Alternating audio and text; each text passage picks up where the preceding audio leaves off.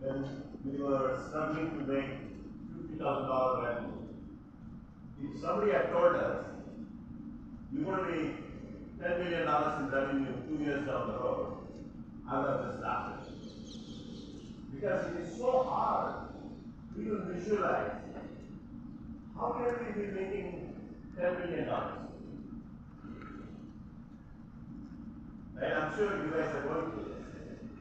But as it starts to happen, so that's why these steps of building the product, finding the market, right? Methodically making sure this product is done well for the market, satisfy a bunch of customers, and then go and start replicating that to more customers.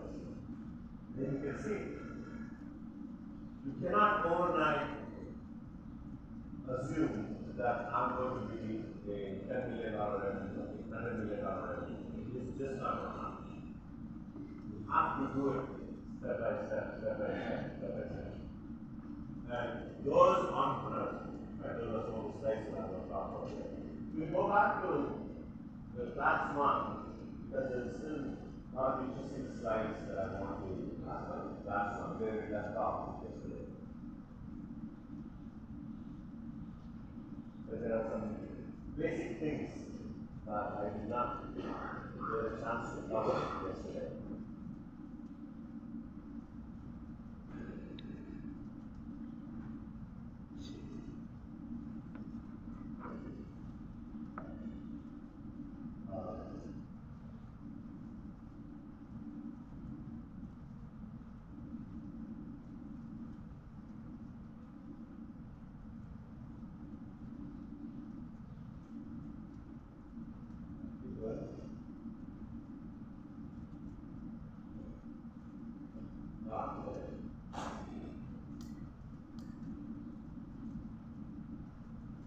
Remember I was telling yesterday?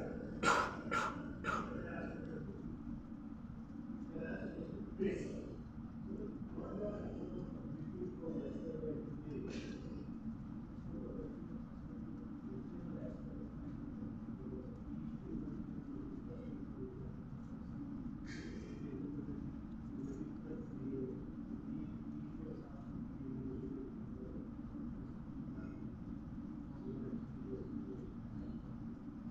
Good question.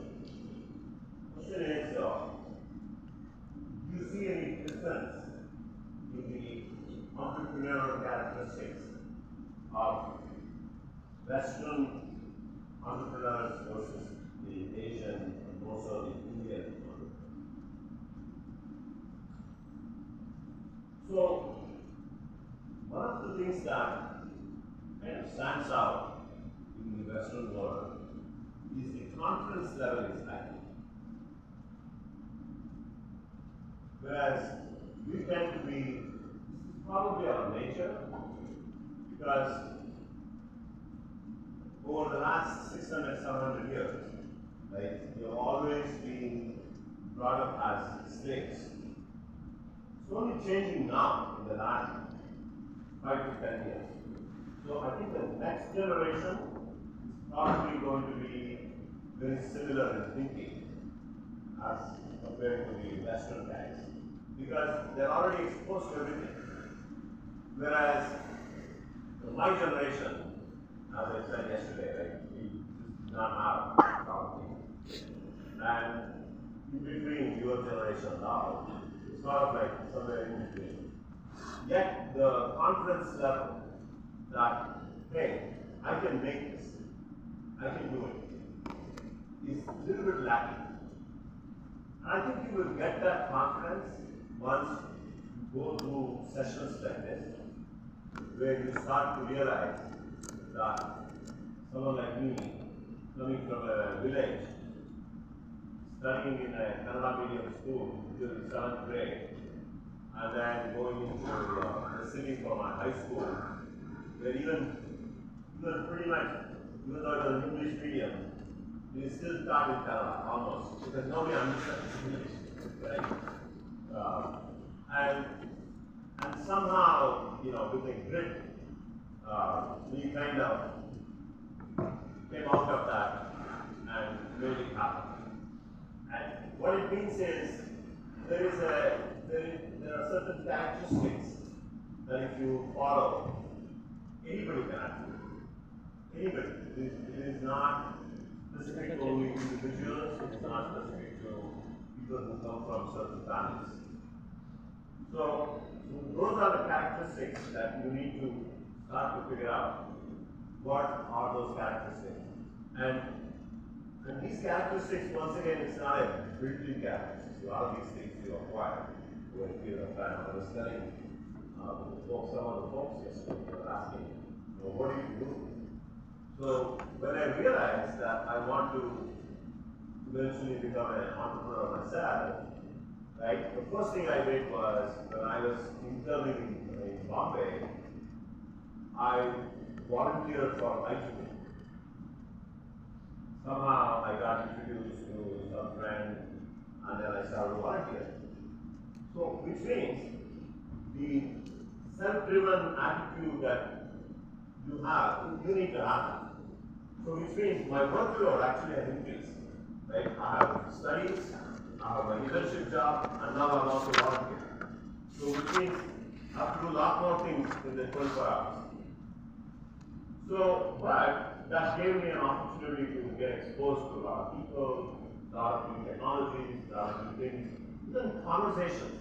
I go and attend a conference and I learn a lot during the process. If I'm not volunteering, I cannot afford to pay to enter those conferences. Right?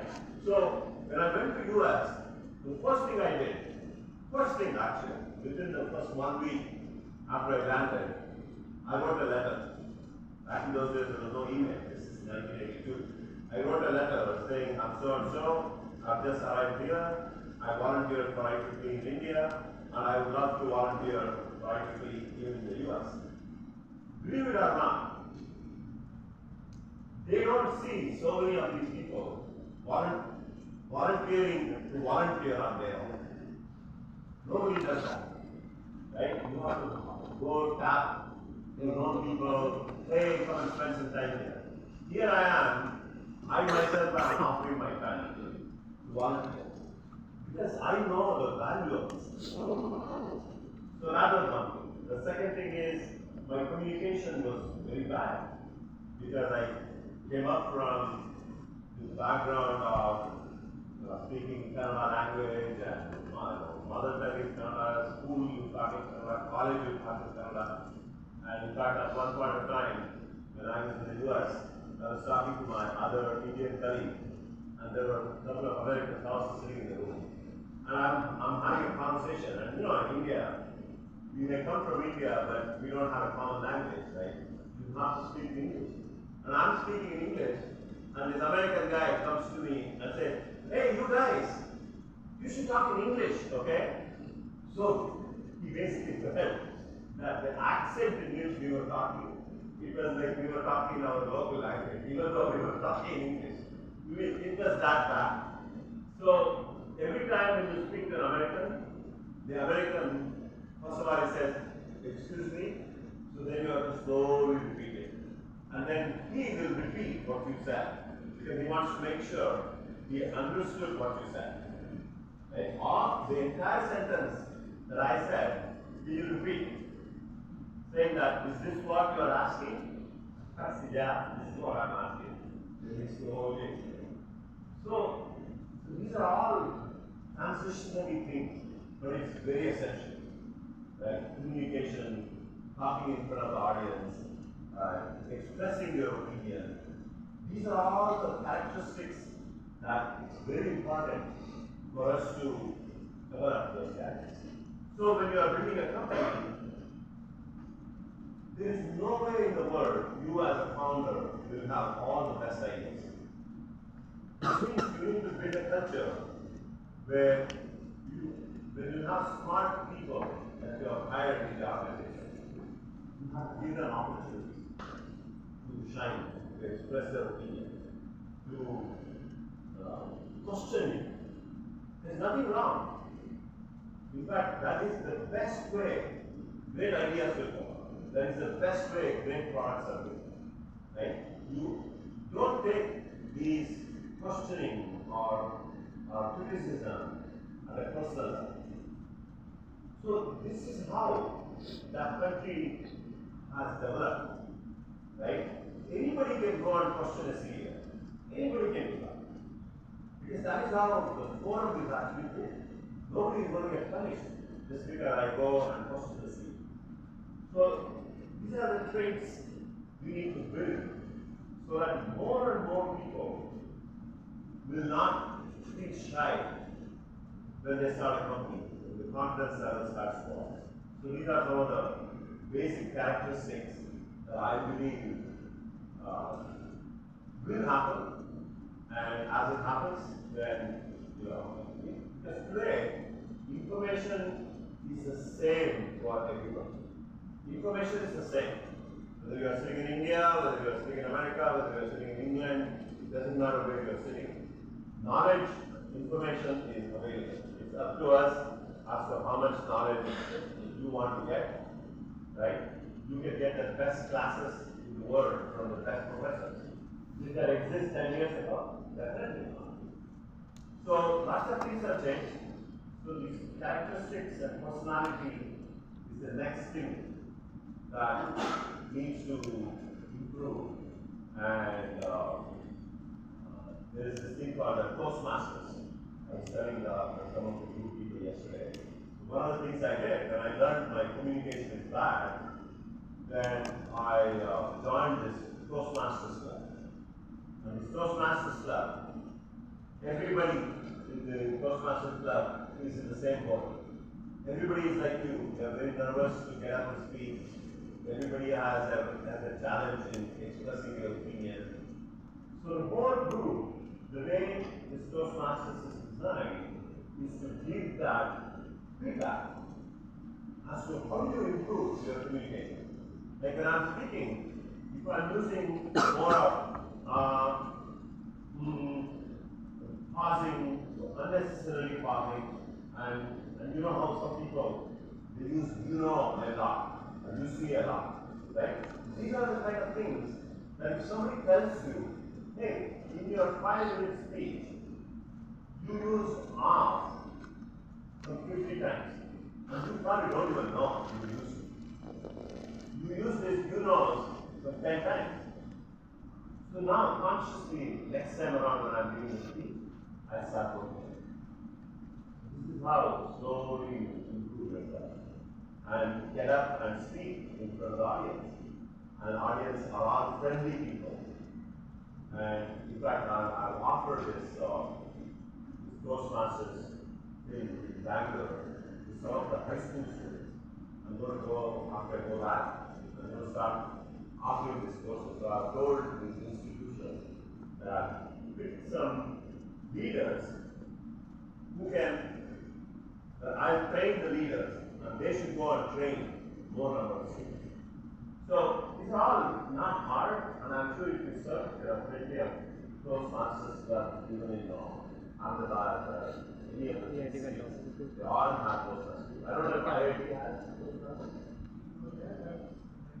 You should actually, somehow you should start. It's not a big deal. Some very tiny registration fees you have to pay, and then they set out the details. It's a very structured way of improving your communication. Very structured. So the first speech is what is called as an icebreaker speech. Icebreaker is, none of us are confident to get up and speak day one. But there's some topic that you feel very comfortable. It could be how you grew up.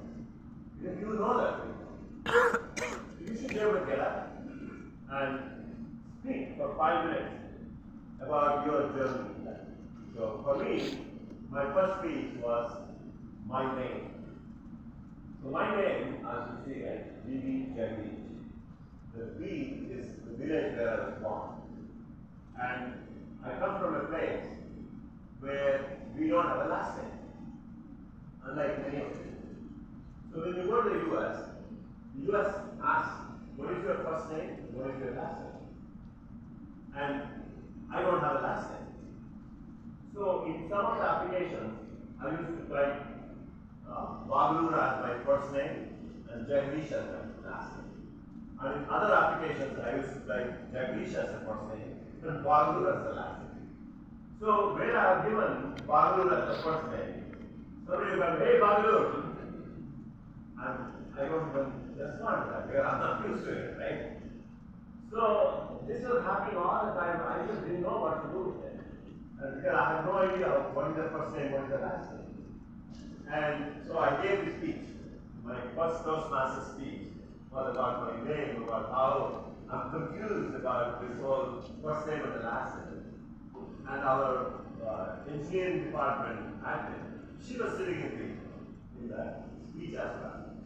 So after the speech, she walked up to me, she said, how do you want your name to be written?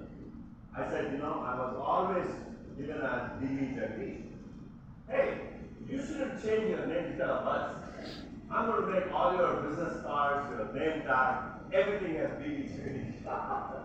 So from then on, I became DB Jagdeesh. That's what it is.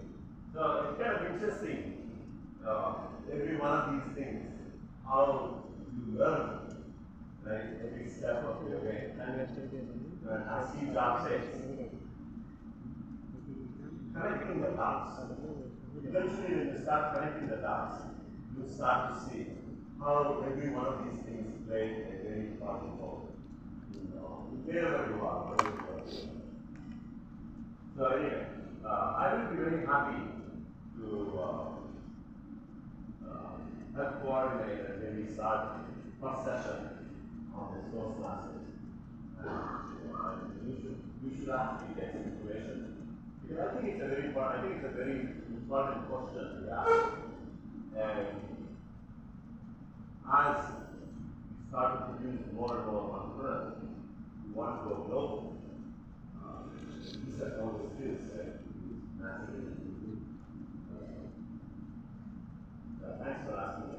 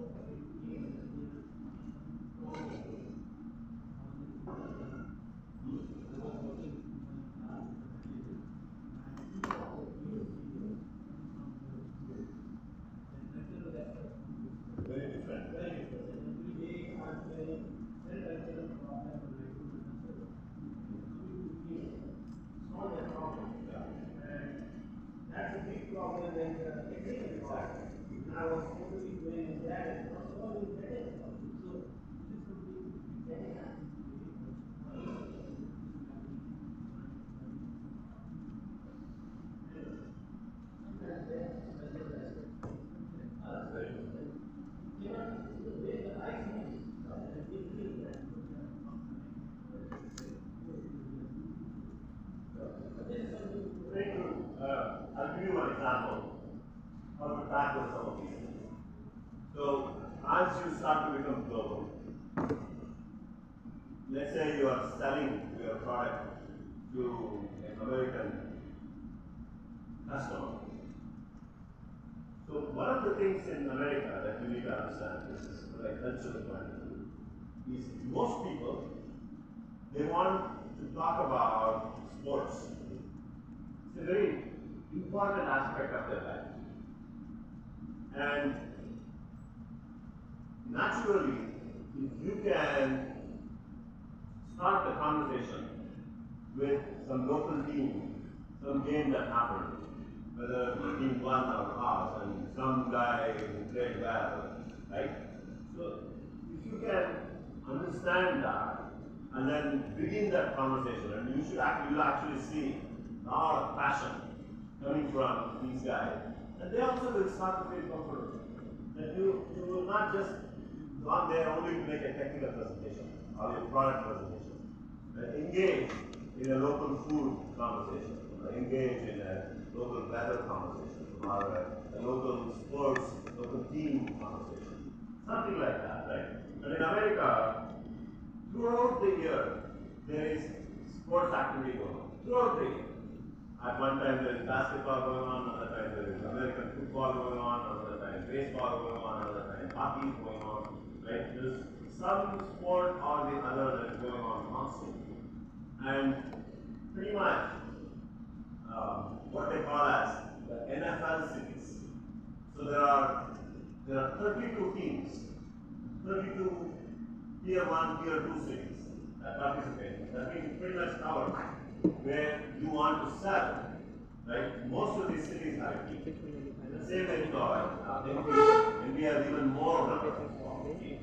So it's not like important to understand. So these are the principles. If you can break the ice with these conversations, it helps to have a smooth relationship.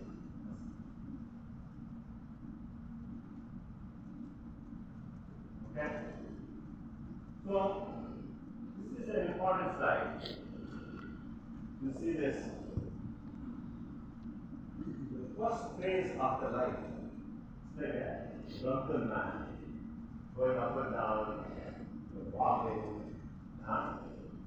That's the kind of life a startup company goes through. Every company goes through. Today you feel great, tomorrow you're down. Today somebody promises that I'm going to be your customer, and tomorrow same guy turns around and says, I found another vendor who is 30% cheaper than you are, and then you walk away. We have a situation. You guys know Hotmail, right? Hotmail? When Hotmail was, we were also emerging and they were also emerging. They were a very important customer for us. So, this Hotmail evaluated us almost like 2 months. Almost 2 months they evaluated. And everything was going well.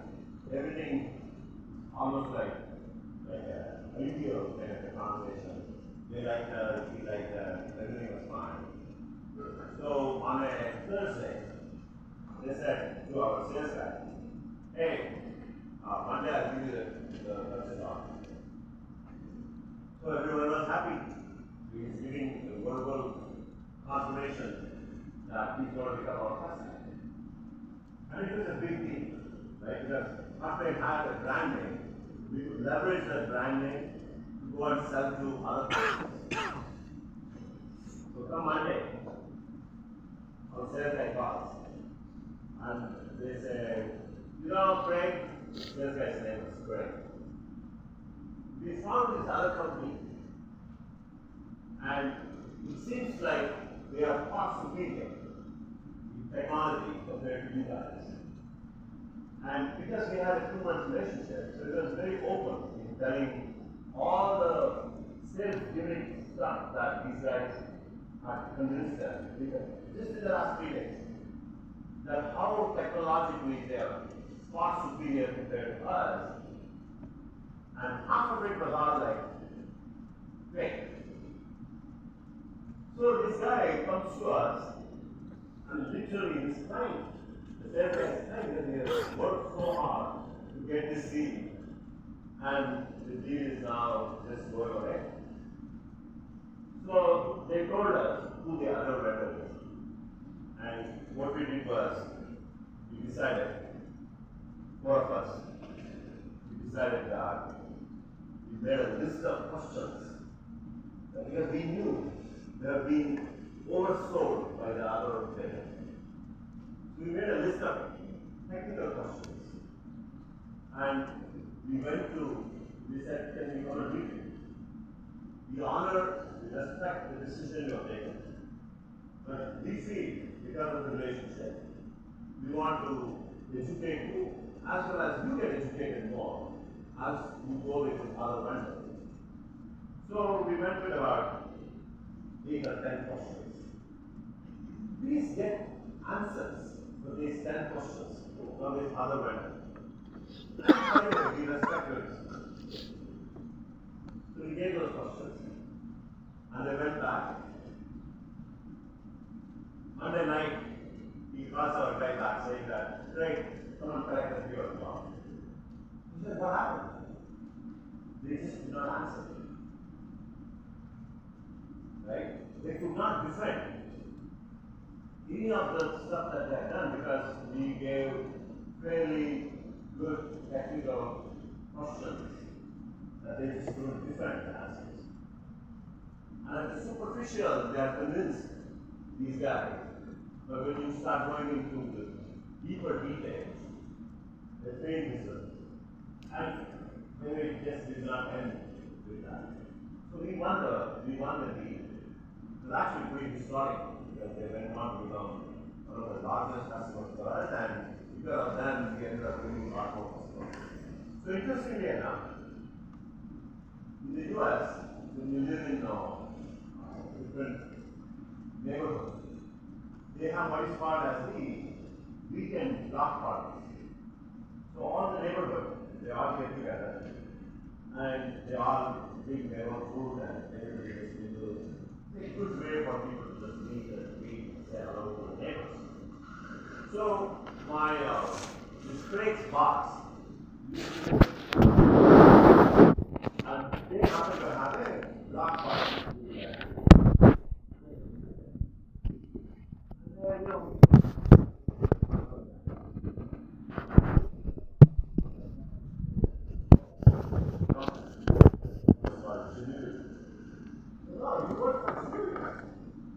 That's the genuity we won the deal against. We work for genuity. Yeah, and I work for Excellence Communication. Wow, you guys are the ones who stole the deal back from us. Yeah, he got his deal back. He said, I'm so impressed with how you guys won the deal back from marketing. I'm very, very impressed. So when this Mike says, when this guy was a very senior guy, he used to be a partner before he had become the vice president of sales, he was not happy with that. We were looking for a weaker sale. So when Mike tells this guy, anyway, we are looking for a weaker sale. If you are interested, you can come and join us. And guess what? He eventually comes and joins. His name is Sam Mohammed. He's a Lebanese guy. And honestly, he literally turned around our entire sales upside down. And look at how the trade completely changed. Not only did we win the hardware deal, but we ended up actually winning this guy to come and join us to lead me as a. So the point, what is the takeaway from this? Right? The takeaway is when you have those down moments, don't just think. Figure out how to come out of it. So if we had just accepted that we lost the deal, we would have lost it. Instead we said, let's go use this as an opportunity to help this guy to get themselves educated.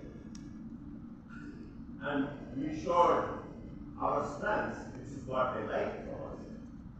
And I said, well, I'll ask all these questions to the other vendors. And that's how we ended up doing it. So I can give you hundreds of examples like this of challenging deals and how you turn that back to your side. Right? And I think, over a period of time, I can give you lots of examples of things that are challenges and how you run it. And every company has to go through this. So that's what happens, during the early days of the thing. And then you see a product fit. So you have this product, and then some set of customers will start to like your product, and slowly win 5, 10, 15, 20 customers. And then you start going into the technical. So just remember this slide about this drunken watch, something that keeps on happening. Now, this is a slide where have you read any press statements when a company gets funded? You read in newspapers, right? This company raised $50 million. That company raised $25 million. So what happens is when the company gets funded, you get a big news in this magazine called TechCrunch. TechCrunch is a magazine that basically publishes. So you are in a hype at that time, right? You're all over the news, everybody's talking about you. But I'll tell you what, fundraising is just a small milestone of your entire journey. So if you get arrogant, if you get cocky about just that fundraising, I can guarantee you, as this thing starts to wear after novelty, right? When you go through that drunken walk phase, throw of sorrow and all the challenges that you go through, wheels of also. So that means how much patience you need to have to get to this stage. Okay? So don't get overhyped just because you raise some money and then you appeared in newspapers and your name showed up in newspapers and then people are calling you to congratulate you. It's just a small milestone. Every fundraising is a milestone, but it's an important milestone. Why? Because somebody trusted you, somebody believed your story, and they are willing to give their money to you to go build. So it's an important milestone, but that's not the end. Yeah, you still have to do a lot of work.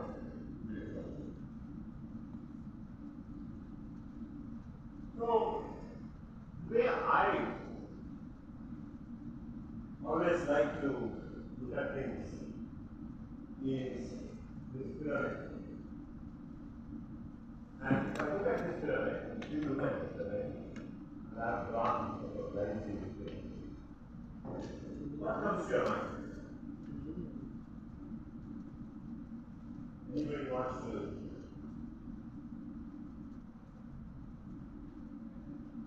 Yes.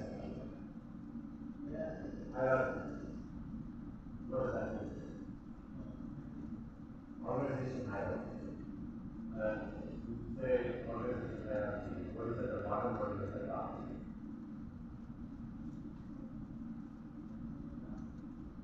That's it. Yeah, please. So you are actually in the right track. You are in the right track.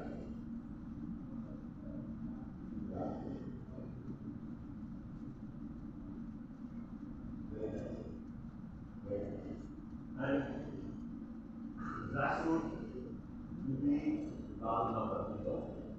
The policy makers, decision makers, management will be small. Right? That's what it is like. Then you have managers, you have PDs, you have directors, it's like that. That's a good starting point. So apply that to other things.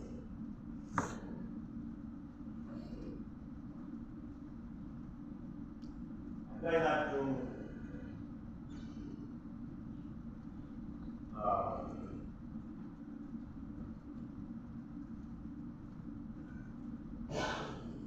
say markets.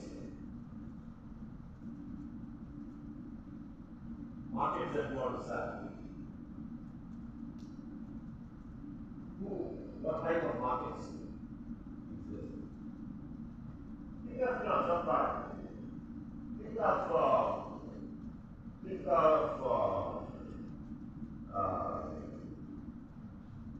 so let's start with think of an Apple product.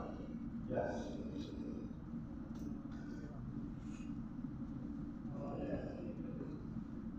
Take an electronic market. Is it like a TV and those kind of things?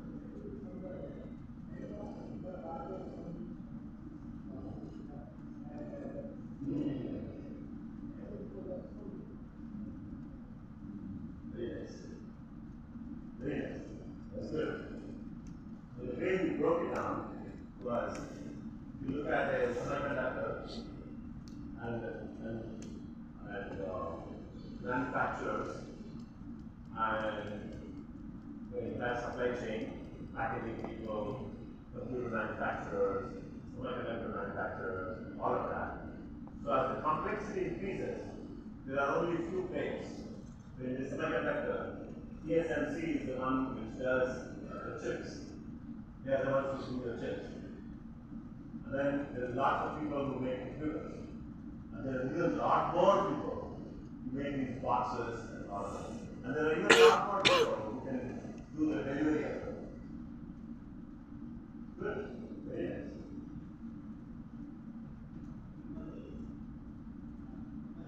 Human needs. Maslow's hierarchical.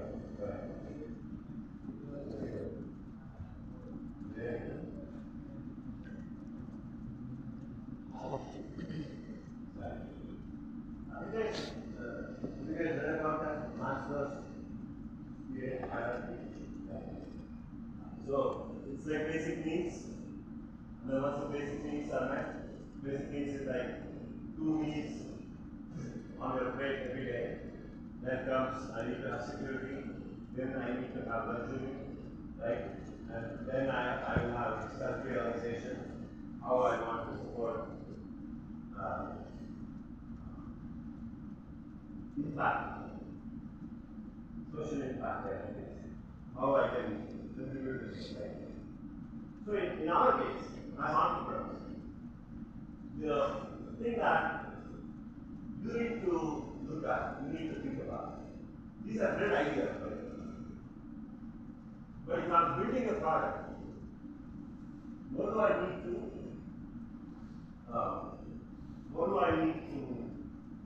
look at it for my product? Who would be the buyer?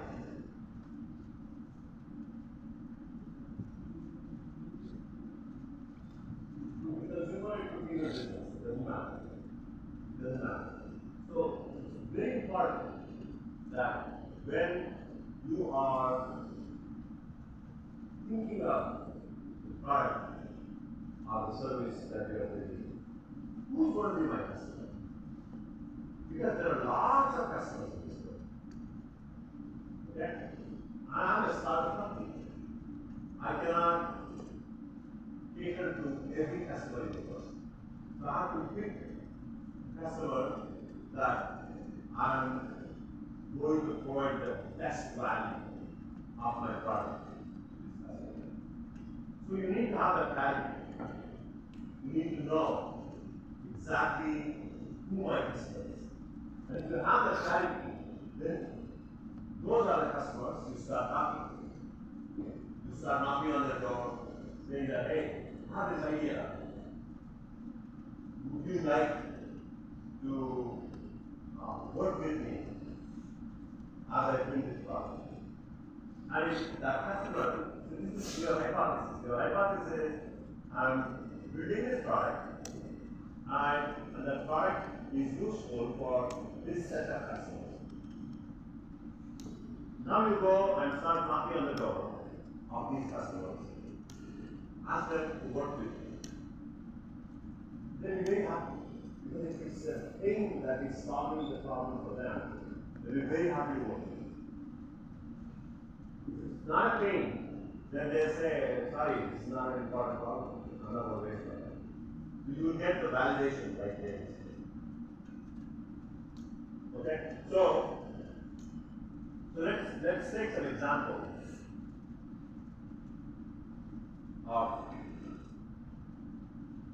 when Apple built the iPhone. What's the market they built this product? And Apple was a really large company at that time. Still, they focused on this market. In that pyramid, which market Apple focused on? And the dishes,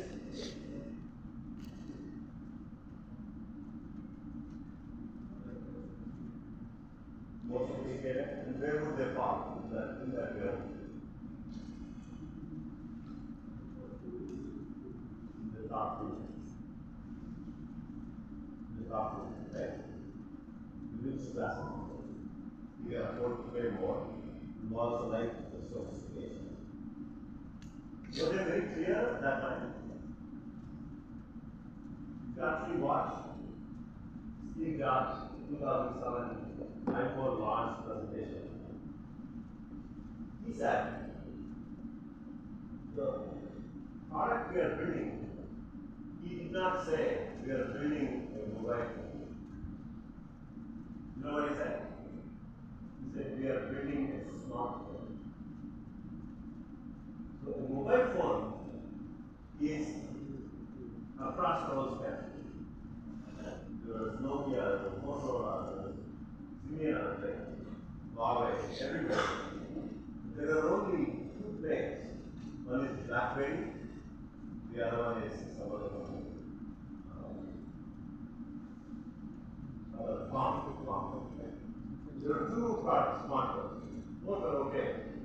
So he said, I am going to redefine the smartphone market. So he said, that's the smartphone is used by engineers, lawyers, venture capitalists, right? Sophisticated people. Those are the guys who need it. And that was in the top end of the market. And he actually defined how big this market is in the top end, based on the number of people that exist, and what is their income, and how much they will spend. He defined what's the size of the market. And he said, by the end of year one, I'm happy if I get 1% of this money. Actually, watch this one. If I get 1% of the market, I'll be happy. So he was so focused and clear. It's not that he could not have built the whole product. He did not. So that means, even at that level, you need to think to whom you're going to sell. That means for smart people, we need to be even more focused in knowing who are you going to sell the product. Have you heard this phrase called boiling the ocean? Can you boil the ocean? You cannot. You take a pile of water and that you can boil. You cannot boil the ocean. That's where it started from. So that means you are bound to fail. So that's why it's a very, very important. So let's look at Tesla. Tesla, who did they sell? Day one.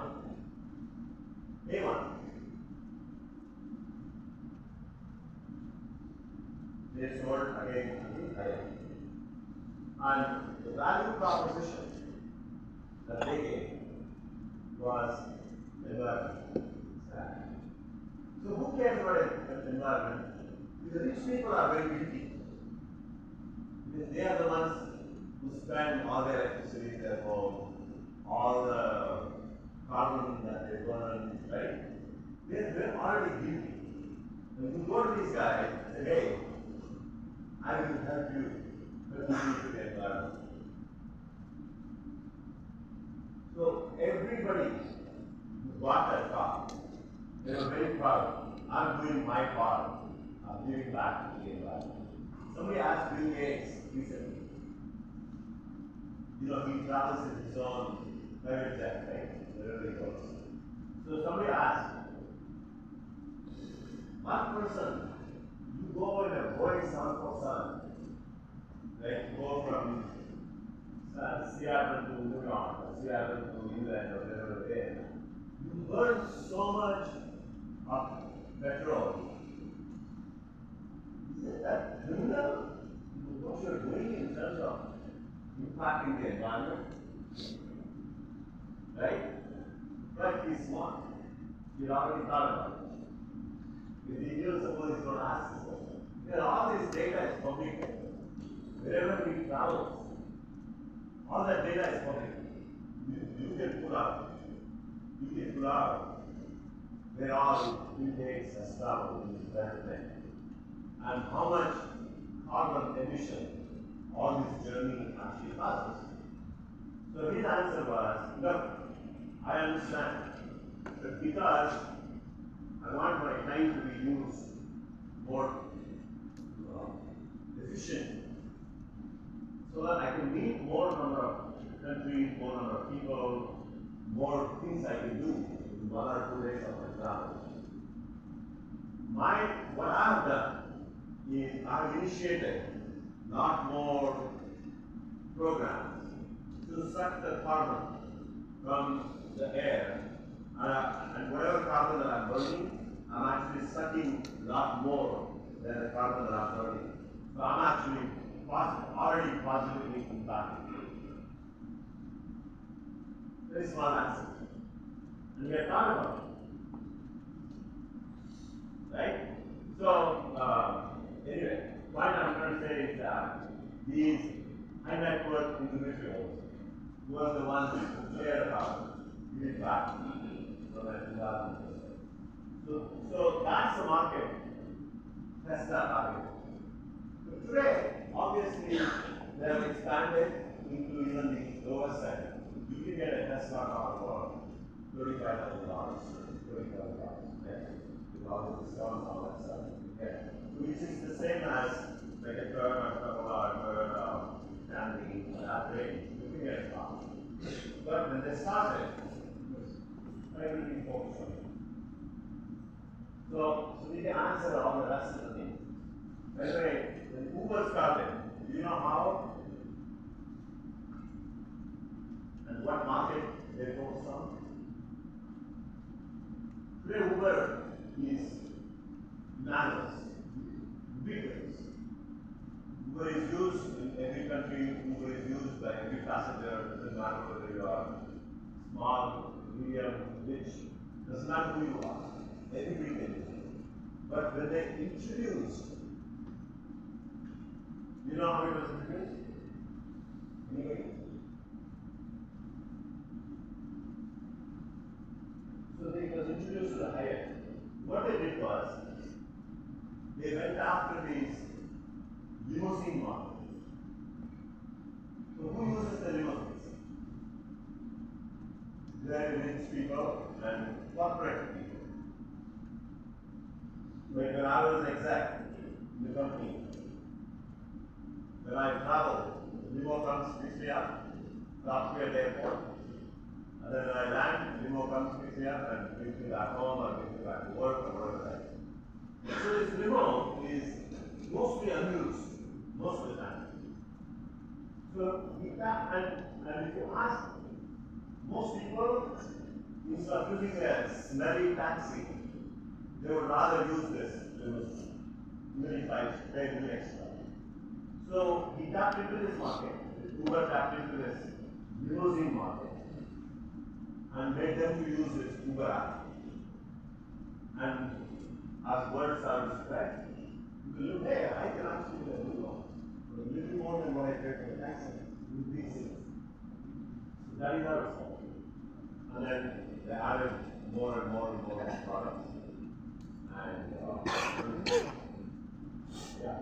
So you need to know, am I going to focus on the top end? Am I going to focus on the mid range? Or am I going to focus on the businesses? Small business is the bottom. Small to medium size is the next thing. Medium and Fortune 5. So that is how you calculate. Yes.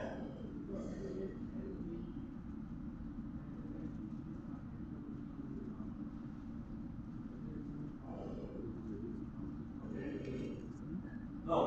How Airbnb started? Yeah. Airbnb, when we first started to sell, it was, I would say it was at the middle market, more at the middle market. Yeah, for economy, for middle class people. Instead of staying in a hotel, I can now stay in a real apartment, which has a kitchenette, right? Which has a room, all of that. So a family can go and they can start. So that is where they start. So like for middle class and stuff. So you pay almost similar to what you pay for a hotel. but you get a lot more amenities.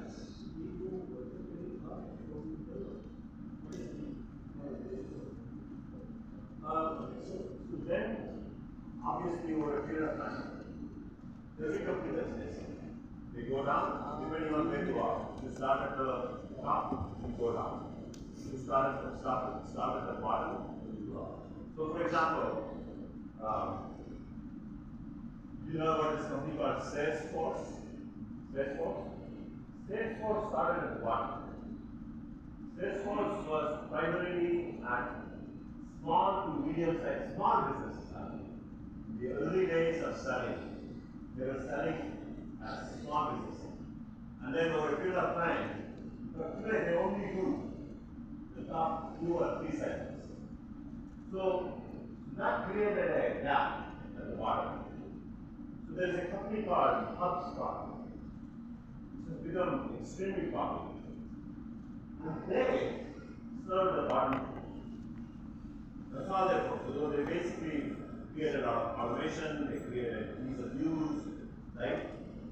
More economical, easy plug and play, everything as simple as possible. That's the product they introduced. So they dominate the small to medium sized market. And I'm sure over a period of time, they'll slowly start raising to the next level. So the point of this slide here is as you are thinking of building a company product, think very carefully who you want to target initially.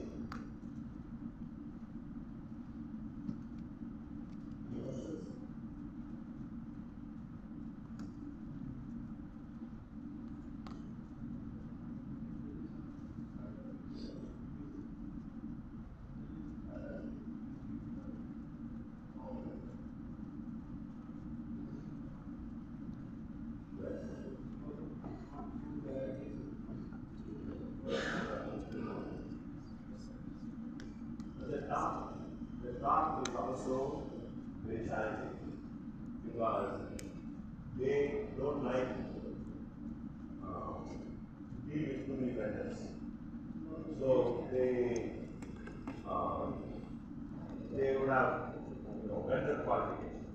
Big companies have these vendor qualifications. So if I have to sell to someone like a General Motors, someone like a Ford Motor Company, I have to go through this whole vendor qualification. And only after getting qualified, I will connect a vendor. So the key thing is in every company there is a pain, and if that pain is addressed by you, then you have to find a early adopter, you have to find an evangelist within that company who will champion. So finding that is hard. Otherwise, you'll actually end up spending a lot of time processing. So for example, when we were building our company, the second one, somebody introduced us to General Motors. One of our venture capitalists introduced us to General Motors. And me and my sales guy, right, we fly all the way from San Francisco to Detroit. And the engineer over there, he loved what we were doing. And we started evaluating. 3 months go by, 6 months go by, 9 months go by, right? There's no sign of getting an order.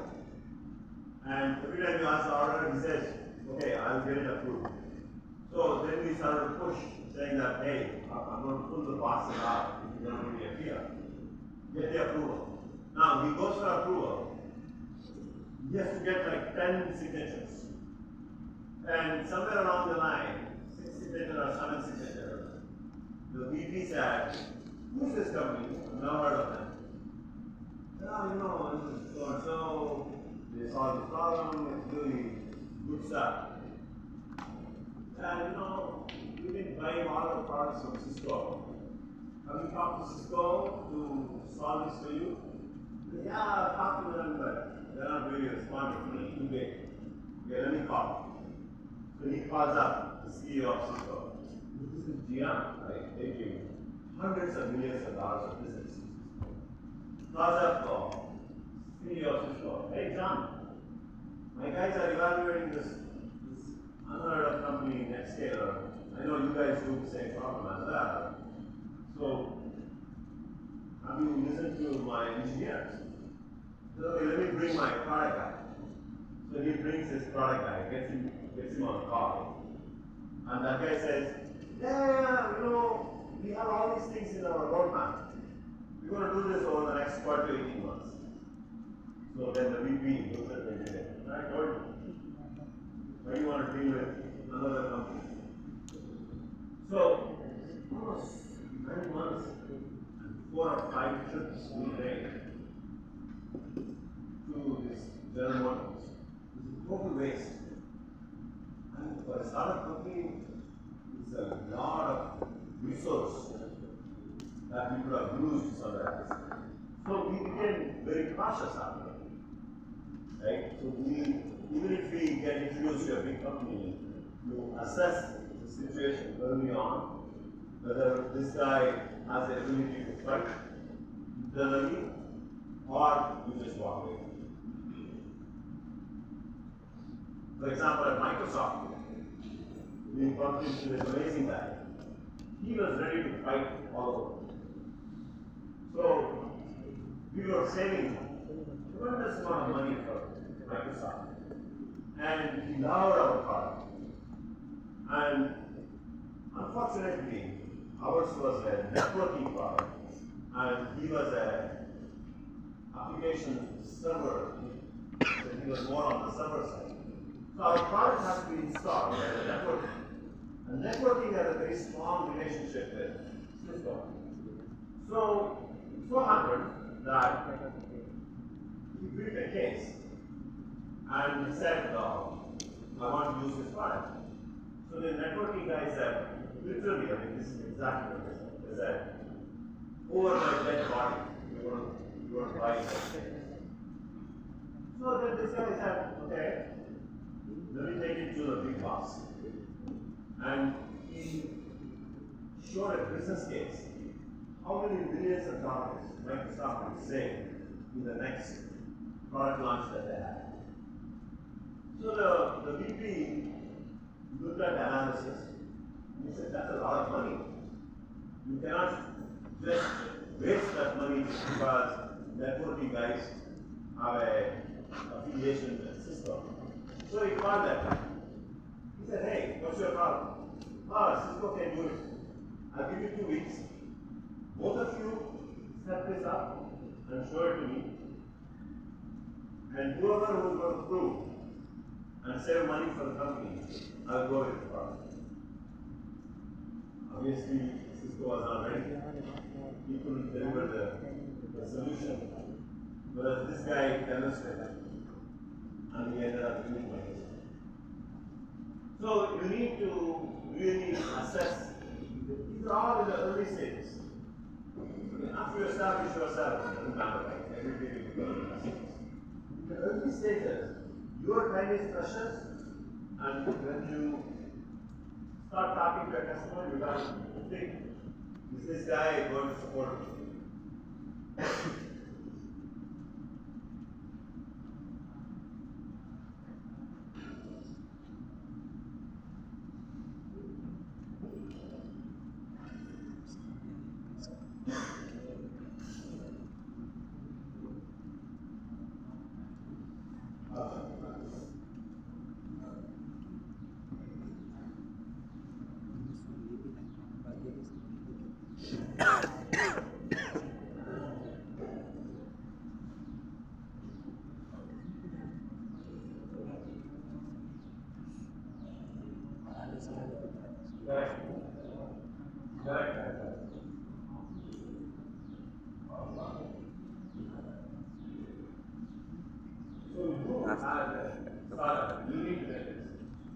So I have a slide that I show you in identifying how the startup company evolution now. There is a earlier after. We need to find out whether this guy is an early adopter or not. Eventually, GM became our customer, but not at that stage. Not at the stage when you were starting. Right? So eventually, when Cisco never delivered, they eventually came after us and became customers. The thing is, a company like GM, things just run, and it's a 100+ billion dollars, and they don't fix this one thing, companies are not stuck. So you have to look at who is the one who gets most impacted, and is that the guy who is going to stand behind it? So you got to be smart in assessing my time investment with the potential customer. And that is how every company was. When IBM was a dominant player 30, 40 years ago, Cisco was a young company. They had to fight tough because there's this saying, you buy IBM, you don't lose your job. Because even if IBM messes it up, even if my network goes down, my server goes down, oh, it's IBM that went down. I don't lose my job. Whereas I bought this Cisco new company that went down, and the management is now looking at it. You made a decision. I'm going to fight you. Right? So that fear is there, and you have to really think, who is my early adopters? And wait this year. I have a slide that I showed. Anyway, so this is a little bit of a short discussion. You guys can think about it. And if anyone working at a company wants to contribute to this discussion, right? You can actually take some examples. So you are doing a company, you're going to talk. You want to come here.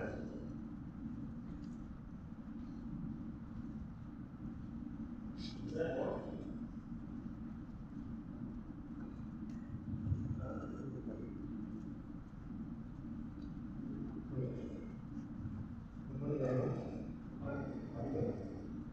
Basically, our company our advanced materials, and we typically create advanced materials utilizing two ways.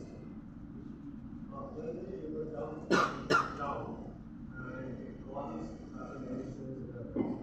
We use those waste and convert them into advanced materials and expecting polymers in the materials.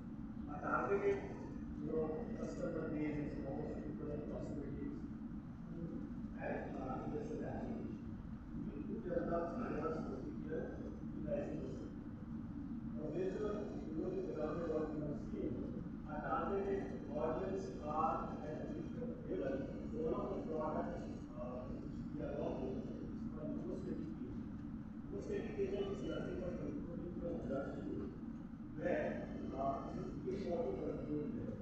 Even in the conditions accidents happen, blood is going on, there are diabetic patients who try to control it. But even our solution is in the battlefield, where we have bullet or so various means are of course market. Today India is a direct user of those products and these are developing this product for this segment, but we are also targeting a very much at bottom of pyramid level, for example, female menstrual products. So it is also required for blood control property. We are also targeting our products to them. We are also targeting consumers who are more expensive. So that way, we are creating a segment for our product where this product can go into different applications. We are creating 3D printing gel as well as bioins utilizing this and used by the cardiac surgeons when they are operating a very complex surgery to be able to control the blood. So this way we have around 6 different categories. We are targeting different products better than segment try to utilize. This is what we have started. That means the voice of customers is segmented pricing to that product can create what is the pricing, how our product has a value around it. So, what do you see as a positive thing, and what do you see as a challenging thing in what you describe?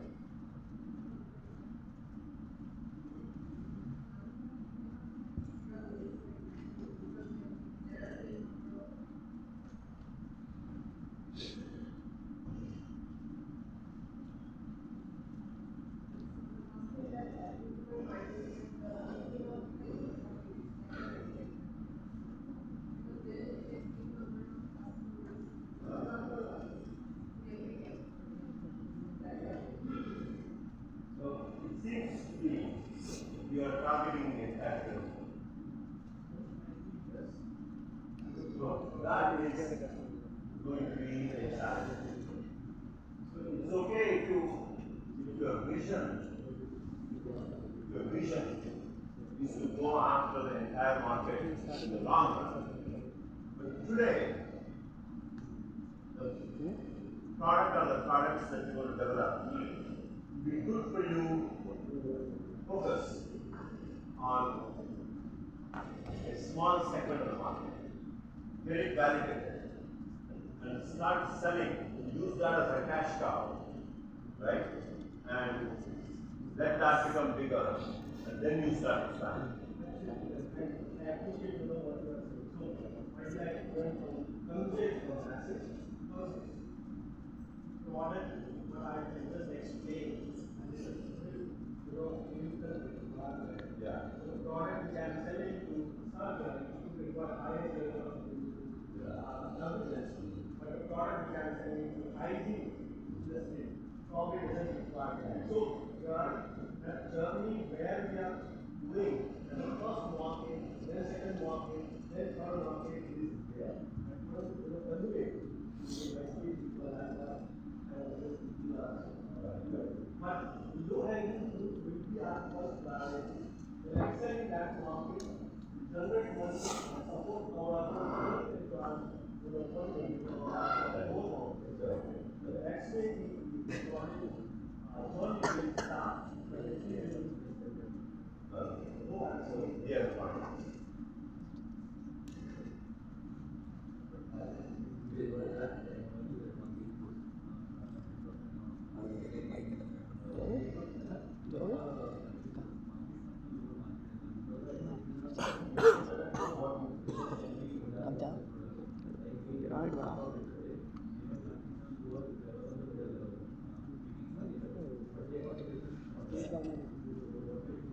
So that's the exploration phase. During the exploration phase, you don't know. You don't know what market you want to do. So what will happen is as you are talking to customers, sometimes an experienced entrepreneur will have a lot of clarity. And even if you don't have clarity, so for example, the example that I gave you yesterday of this IIT guy who's trying to come up with a product. Now, he knows that this market is a specific sector of the market. Specific market. And in that market, there is high-end banks, mid-range banks. There are two classes of. So what he's doing now is he's talking to both the high-end banks and the mid-range banks. Right? To get clarity in who gets most excited. That's the homework we are doing. And once you do that homework, then you yourself will have a lot more clarity. Because right now, if you are asking, he doesn't know where it's going to go. You are spot on. You're very, very right.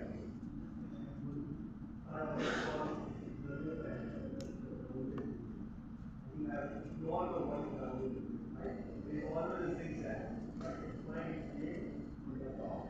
They might go to one activity, they might find another, and again they might go another, and then the target is all to rather than So you discover there is a process. yes. Not necessarily.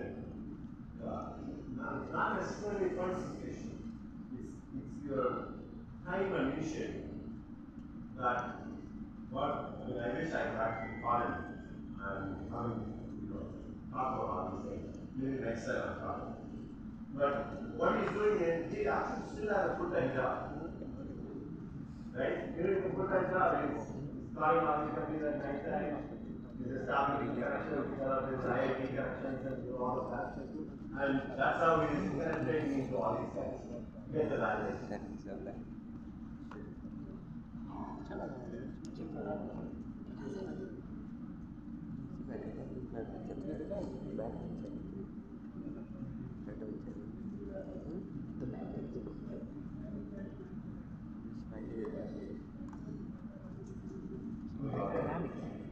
आवाज कम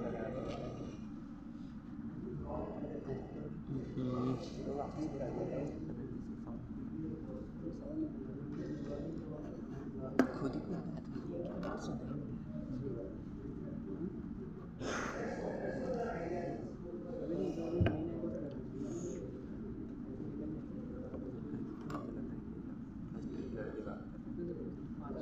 But what is the differential? What is the value in that market? The hygienic market you talked about. But there are lots of problems. Correct.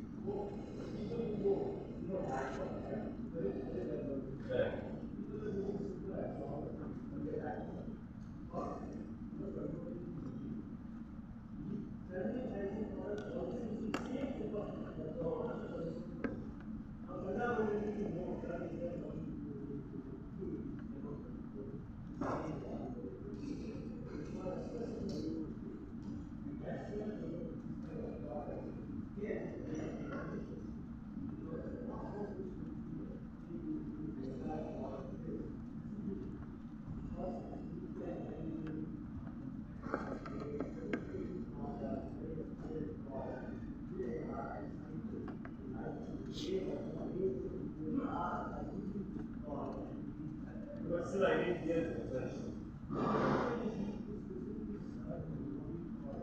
But that already exists.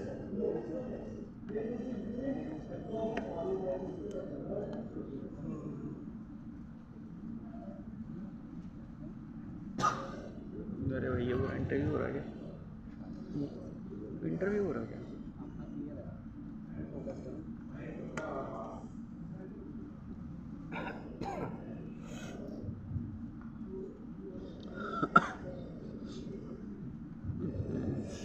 Mic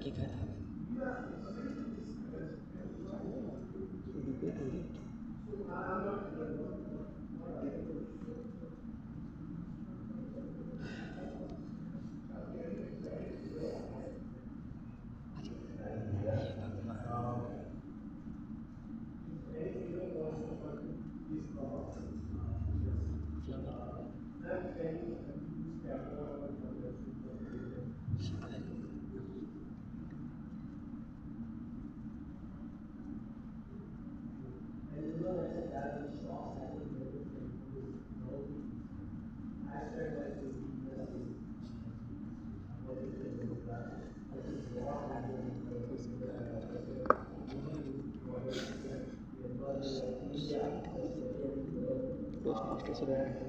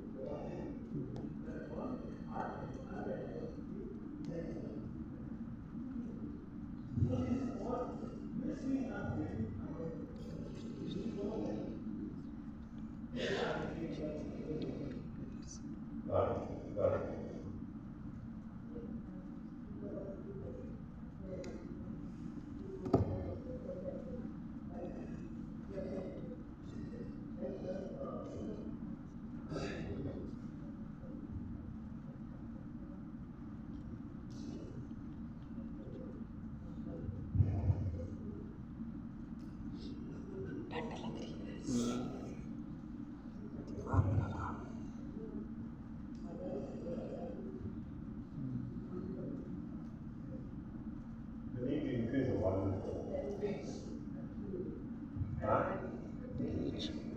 Yes, I think you will keep little bit slower. So one of the user experience I'm getting to Malaysia, I've seen.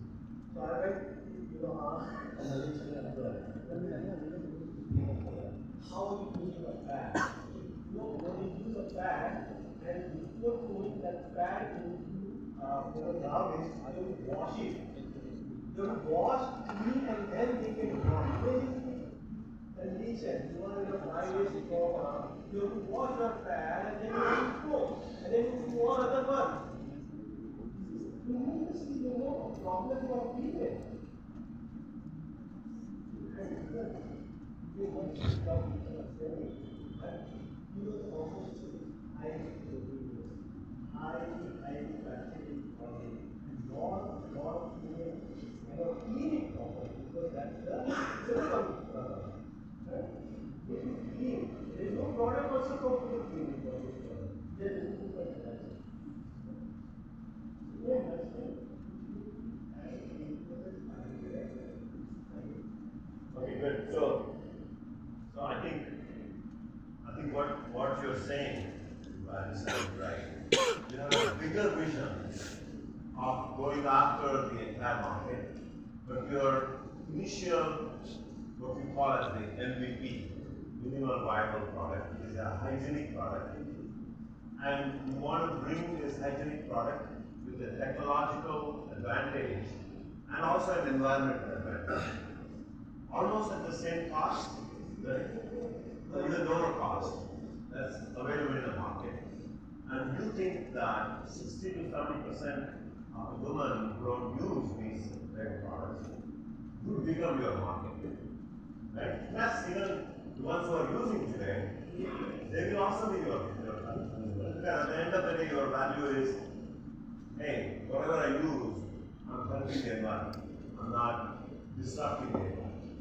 I think that is your value. This one product is what? And the material for that you are generating based on the waste from the fishery products and all. Those kind of things is where you recover the wastage from the fishery skin and other things, which you will use to produce these products. Am I right? Good, thank you. We'll do one question and then we'll break for 5 minutes. Yeah. Come in.